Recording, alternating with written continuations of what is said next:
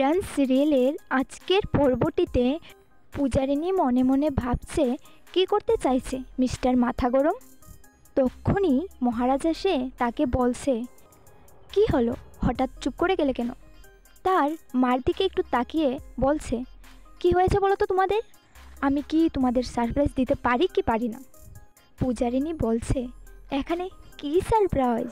মহারাজ তাদের বাড়ির সবাইকে বলছে, কি হলো, দাঁড়িয়ে আছিস কেন? চল বাবা, চলো। মহারাজের বাবা বলছে, আরে যাবোটা কোথায় বলবি তো? মহারাজ বলছে, এসো, যেখানে যাব সেখানেই যাবে। কি আশ্চর্য, এসো। পূজারিনী বলছে, এই তোমার উদ্দেশ্যটা কি বলো তো?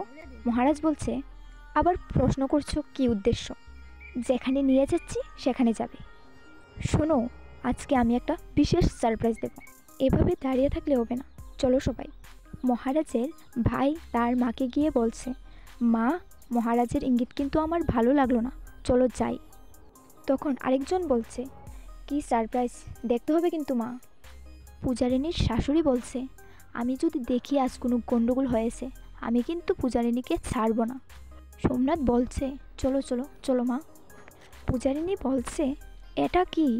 মহারাজের বাবা বলছে, এটা দি আজ তো একটা ফুলের দোকান, এটা কি পূজা মায়ের জন্য?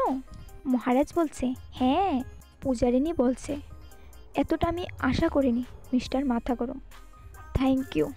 মহারাজ বলছে, সৎপথে উপার্জন করে আমি আমার বউকে একটা উপহার দিলাম, এবার নিশ্চয়ই কোনো অসুবিধা নেই। পূজারিনী বলছে, না। পূজারিনীর শাশুড়ি বলছে, মানে আমার বাড়ির বাগানে ফুলের দোকান? মহারাজ বলছে, হ্যাঁ। না, ভুল হয়ে গেছে, পূজার ফুলের দোকান না, বলতে পূজারিনী দোকানটা চালাবে। সোমনাথ বলছে, তাহলে এটা কার দোকান? মহারাজ বলছে, এটাই তো সারপ্রাইজ, এখনও বলিনি, দেখো এবার। এই বলে সে ঢাকনাটা সরিয়ে দিল, আর পূজারিনীর নামটা সবাইরই চোখে পড়ল। মহারাজের বাবা বলছে, লেখা আছে পূর্ণিমা ফুলওয়ালি, কেয়ার অফ পূজারিনী মুখার্জি। মহারাজ বলছে, হ্যাঁ।